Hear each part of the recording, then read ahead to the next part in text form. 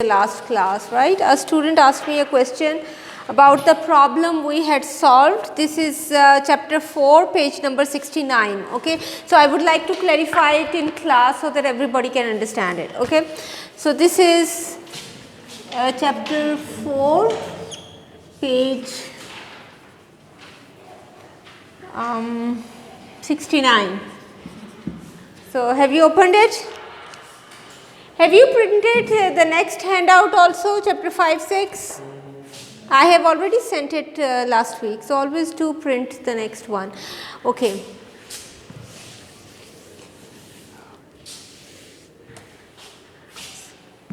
Another thing I would like to clarify. Please keep looking at Moodle, and because there is stuff that I am continuously uploading. So that you know about everything. You know, I previously uploaded an assessment plan, right?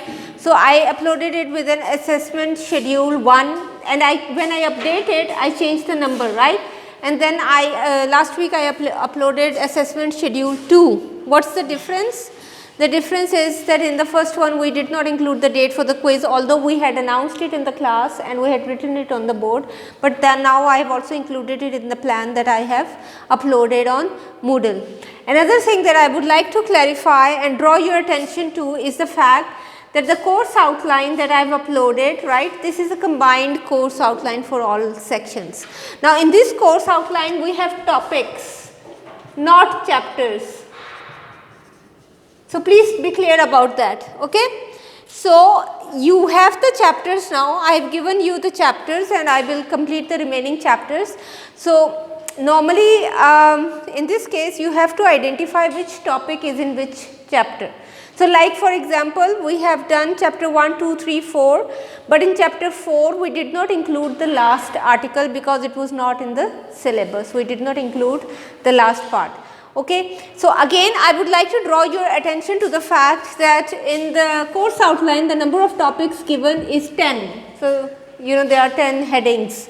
Whereas if you look at the book and you make a comparison, you will see that these correspond to approximately 13 chapters. So please don't get confused about this, because the previous assessment plan that we did on the board, in that case I was writing chapters, okay, but this time the course outline that I have uploaded is about topics. So please don't confuse it at all.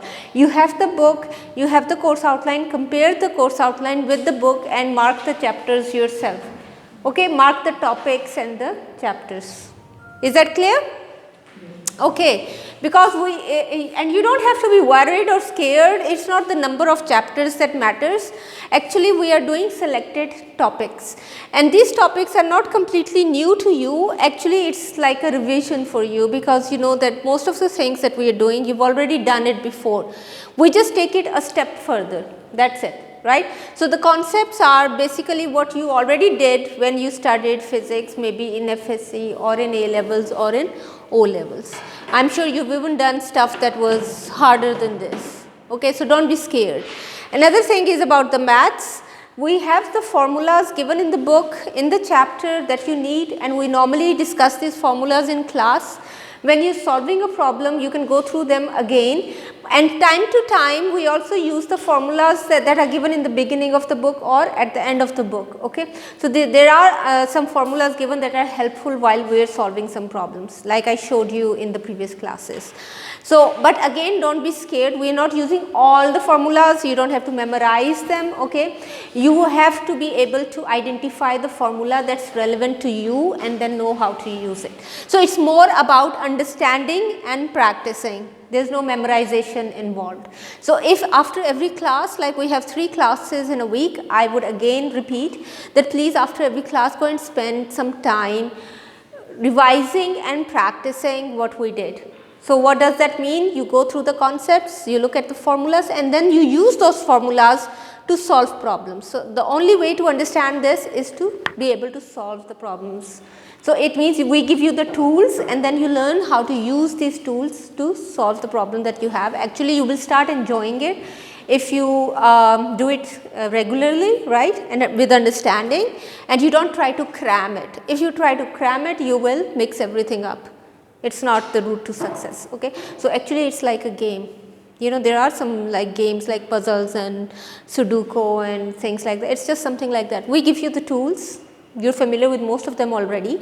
There might be one or two new things in every chapter, and then you use them and practice them. So it's about practicing. Practicing means reading a problem does not mean that you know the problem.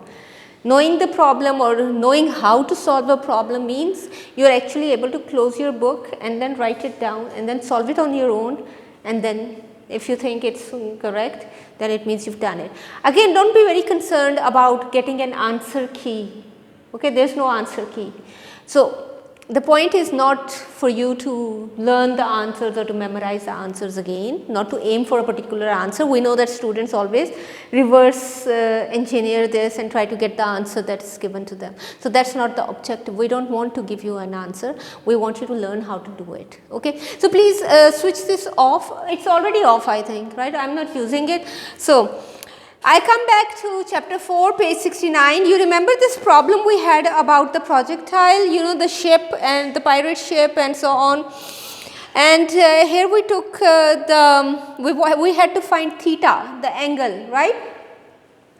Now in this case, when we were looking for theta, we got an expression theta naught is equal to half sine inverse 0.816.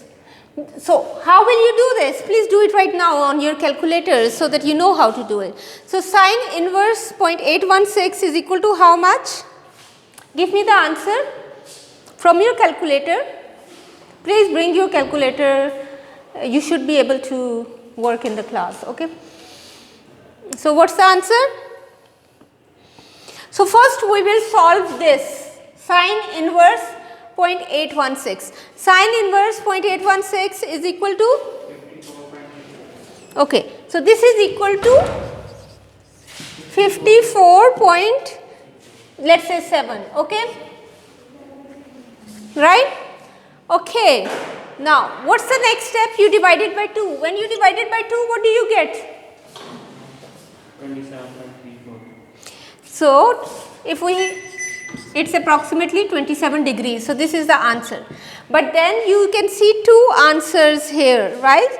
Why do we have two answers? I explained it to a boy last time. He asked, and I want to explain it to the whole class. You asked, yes. So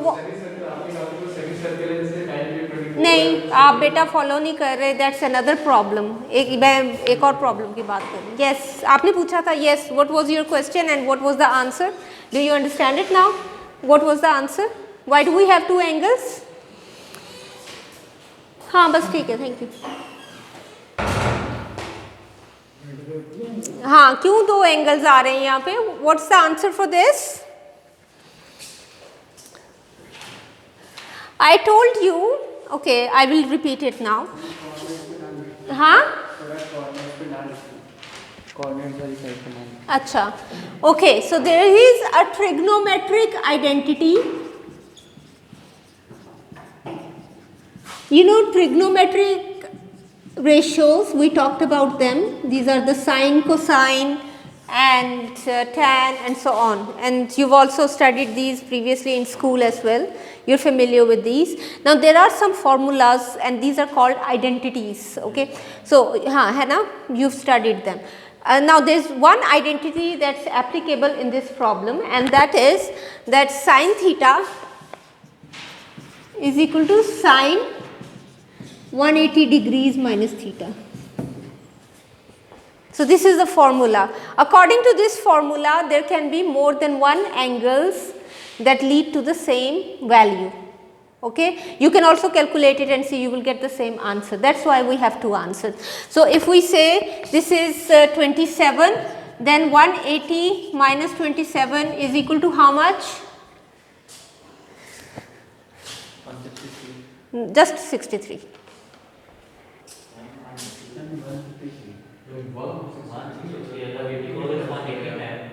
Okay. Right. So it's actually, sorry, इसको नहीं करना था हमने. We had to do it. Let's do it with the original one. Okay, 54.7. So if we do 180 minus 54.7, then this is equal to 125.3, right? So this is 125.3. So 125.3 divided by 2 फिर करना था ना. So 125.3 divided by 2 is equal to how much? 62.65. Which is almost 63. So now so again half of 125.3 is equal to how much? 63 degrees. So that's how we get the two answers. Is that clear? And someone who wants to go even further deeper into this and wants to have an explanation of the identity, I printed out a graph for this, okay. So some of you might have done this in your maths. I think you also do it in your metric. You plot the graphs of these trigonometric identities. किसी ने किया हुआ ये? You know that if you plot the graph, ये करने की ज़रूरत नहीं है for this course. I am just explaining the background of the formula, just for your curiosity. You know, if you otherwise you don't need to learn it or memorize it or get worried about it.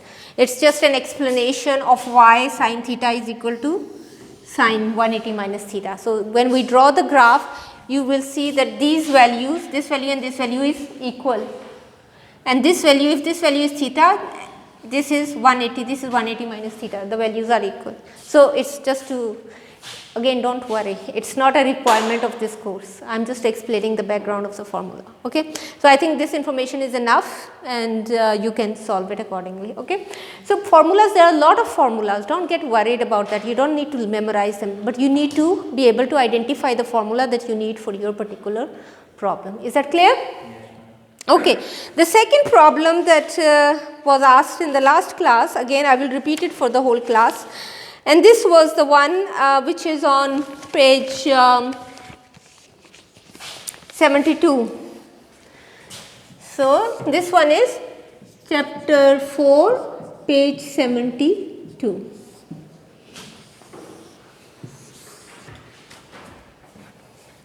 This is the course outline on Moodle. You can go and check the topics that are in the syllabus, okay. Right. So again, this was the one that in which case there was a pilot whose initial velocity was given and his final velocity was given and the time of his flight was given. So in this case, his initial velocity was given to be Vi is equal to 400 I plus 500 J, and his final velocity was given to be